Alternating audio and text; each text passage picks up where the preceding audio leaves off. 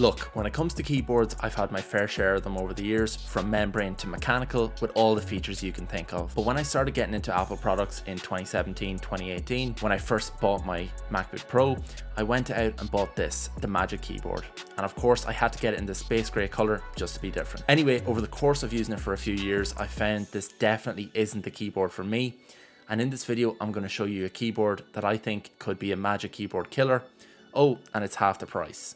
Let's get right into it. First, let's start off by listing all of the Magic Keyboard pros. Of course, it's an Apple product, so it'll work seamlessly with all of your Apple devices. It's a full-size layout, so it's great if you're working with numbers all day, and it looks fantastic on your desk if you like taking aesthetic photos or videos of your setup. It charges via lightning cable, which isn't really that much of a downside because I rarely have to charge this keyboard. It's pretty much a charge up and forget about kind of thing. It has a nice type and feel with very satisfying clicks and a really slim form factor, which is also surprisingly heavy given its all aluminium build, which I actually really like. It screams high build quality and it makes a great sound if you tend to bash away at your keyboard when you're typing.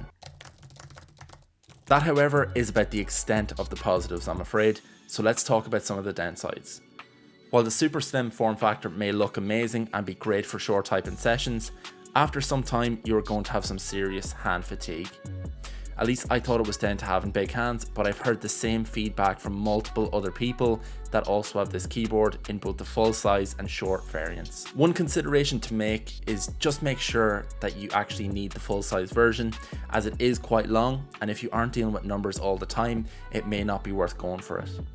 I think I made my choice largely at the time to get the most value out of my purchase as possible, as we know this thing is not cheap. That brings me on to the most obvious negative, and that is that this keyboard costs a fortune, and my honest opinion is that it's just not worth the price tag at all for what you're getting. If you're not convinced, let me share the absolute killer problem with the keyboard for me, and that is that it has absolutely no backlight at all.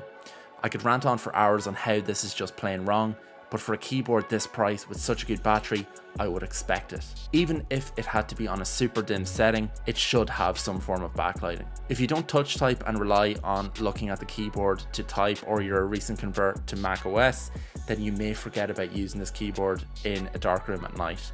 You will always need some form of lamp on at all times, which I think is ridiculous. Now, as you might imagine, all of these pain points I'm laying out here made me wonder what other options could be out there. Previous to this keyboard, I had a Razer Black Widow, which is a super premium keyboard with lots of features, especially if you game a lot. Now, over the years, I've been gaming less and less so I can focus my time on the channel and other things, so it did get retired. However, I do love that clicky noise and tactile feeling of typing on a mechanical keyboard, but that said, I didn't want to wake everyone up if I had a late night scripting session. With that in mind, I reached out to my friend Seamus, and after I explained all of my frustrations, he recommended this, the Womier SK65. I felt often making a video on this keyboard as I wanted to put it through its paces over the last few months and really make sure it is a viable alternative to the Magic Keyboard, and I'm happy to report it definitely is. First, just look at it. It has a great design, it's solid CNC aluminium build, so it's actually heavier than the Magic Keyboard.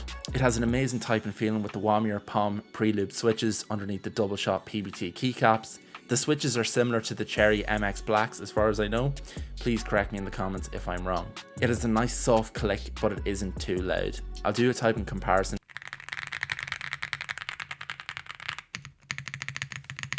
One of my favorite features is that it has south-facing LED backlight, so instantly it's above the Magic Keyboard in my mind. And oh, did I mention it's also completely wireless. It comes with a range of options so you can choose how you want to connect. It has a volume knob, which is a nice touch, but not necessarily something that the Magic Keyboard doesn't have. It just uses keys instead, which are really just as easy to use. It's also super easy to connect this to your Mac devices or Windows devices like I have, and it makes switching from my work to my personal devices super easy. Finally, this is a 65% layout, so I've lost the numpad, but I don't feel the need for it, so it doesn't bother me. Where it really shines though is the price. I'll use euro, but if you want the latest and greatest full-size Magic Keyboard with a fingerprint scanner in the black like mine, it's going to cost you €205.